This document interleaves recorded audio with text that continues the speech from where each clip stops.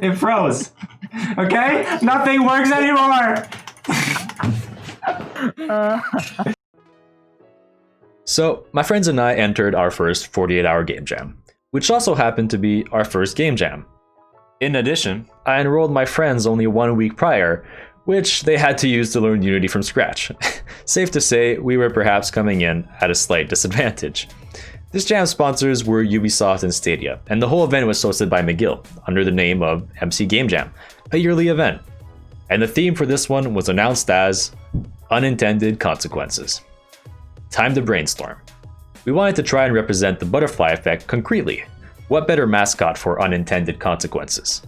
The butterfly effect is the idea that small things can have nonlinear impacts on complex systems. The concept is imagined with a butterfly flapping its wings, causing a typhoon far away. And so, we came up with the idea of a butterfly having to fly from one tree branch to another to reach a blooming flower. However, the flower on the right only blooms during the day, while the flower on the left only blooms at night. By the time you get to the blooming flower, a 12-hour cycle has passed, and it is no longer in bloom, causing you to eternally fly back and forth between the flowers. The unintended consequence of constantly flying towards the blooming flower causes you to never reach a blooming flower. This is where the butterfly effect comes in. Every time you flap your wings, you would create a permanent gust of air below your wings that you would then have to navigate around when coming back. This would make your travels back and forth increasingly harder. We also needed hazards at the top and bottom of the scene. So at the bottom we made thorny vines, and at the top we put space where the butterfly would float away uncontrollably in 0G. After some deliberation, we decided that using WASD to decide the direction in which to flap was preferable to using A and D as tilting keys, since we did not want to make a Freudian game, and the former seemed easier to implement in our time frame. As the lead and only artist of the group, I made all our visual assets. I'm not gonna lie, I was a bit worried at first. I had to make our butterfly glide, and lo and behold, normal butterflies don't glide, they just incessantly flap. My first attempt looked like a slug had grown wings. My second attempt looked pretty good, but the realism was going to make it daunting to draw every frame. I booted up faithful old Illustrator, adopted a more cartoonish look, and found something I was satisfied with. Plus, this sprite was perfect to animate using only Unity by changing the scale of the wings. This would be a huge time saver. We decided to go to bed at 12 and get a good night's sleep, which I'm sure wouldn't come back to bite us. First thing in the morning, I imported my butterfly into Unity and wiggled the right body parts using keyframes to make the gliding animation. For the diagonal gliding animations, I did the same thing, but I made the parts wiggle more violently since it would be gaining speed. Lastly, I made a flap animation. I then made this monstrosity of a state machine and a very rudimentary animation controller class to send off to Hugo, who was developing the movement. The gliding and jumping created with forces and rigid bodies was coming along very nicely and was satisfying to play around with. This jam was some great practice for making tileable sprites. This is how I tackled them. I would separate my sprites into components, making sure that every time a component overlapped with the bounding box of the sprite, it is then copied to the exact same spot at the opposite side of the bounding box. I did this by incrementing the step by which my arrow keys move the components to the size of the sprite and pasting the components there. Although the components were more complex to make, the same strategy was used for the vine sprites, which I made 3 versions of, one for foreground, one for middle ground, and one for background. My buddy Nur was working on making the wind gusts using Unity's particle system, which would give the game an awesome level of polish. I then talked to my friend Alex about color theory and how I can make my game come together best. He gave me his take for what the background could be and explained to me how I could make my blue butterfly pop more using warmer background colors.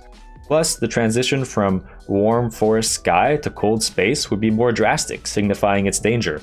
Unfortunately, when it came time to make the actual background, I forgot to turn off my blue light filter on my monitor, which made every color look warmer, and so I more or less applied his advice. I proceeded by snagging some code from one of Danny's tutorials to create the parallax effect that attaches the background to the position of the camera, making the layers scroll at different rates, and got something I'm extremely happy with. Our teammate Jacob made this awesome UI, adding to the polish of the game. It was now midnight once again, and we decided a good night's sleep would pay for itself in the morning rush. and probably wouldn't come back to bite us. First thing in the morning, I made the final assets for the game, so I made the night and day flowers, gave them small swaying animations, and made them close once the player reaches the halfway point. I made a planet and a star, which I repeatedly copy-pasted across the night sky. I looked into adding post-processing effects. I settled on some bloom, which, when dialed back the appropriate amount, gives the butterfly an enchanted glow. We wanted to lock the camera so that it wouldn't look further than the bottom of the vines, but because of the lack of time, we opted for simply extending the lines downwards by copy-pasting the vines. Jacob used the filter over the entire scene to make it gradually become night when the butterfly crosses the scene, and vice versa. The submission time was at 2 p.m. We now had to bring all our code together and construct the final scene. Jacob found some nice copyright-free classical music and added forest sounds into it. He also engineered a flapping sound for the wings. Overall, this really gave the game the finishing touch it needed for the vibe. Nerf finished up the gust of wind system, where gusts spawn a couple seconds after the flap of the wings. These gusts have box colliders that apply vector forces onto the butterfly when he collides with them. Hugo finished off the movement system, making it so the butterfly can transfer his vertical velocity to horizontal velocity when gliding. He also created the threshold in the sky where the butterfly would enter 0G. Bringing everything together was not a flawless task, however. We spent a considerable amount of time trying to figure out why our wind had suddenly become purple, and my post-processing effects were simply lost in the merge. But such is life. The UI button for exiting was not fully implemented into the final scene, but we decided to submit our project so that we could have at least a small amount of time to troubleshoot the website, since none of us had used itch.io before. After the upload, we came back and tried to implement it as fast as possible for the Reupload, and... Go on there. We won't have time, but it's fine. La li la li la la la. Game over, quit, add game over, that. Yeah. Add the button, yeah. Go ahead. Go ahead. I know, Mike. It froze.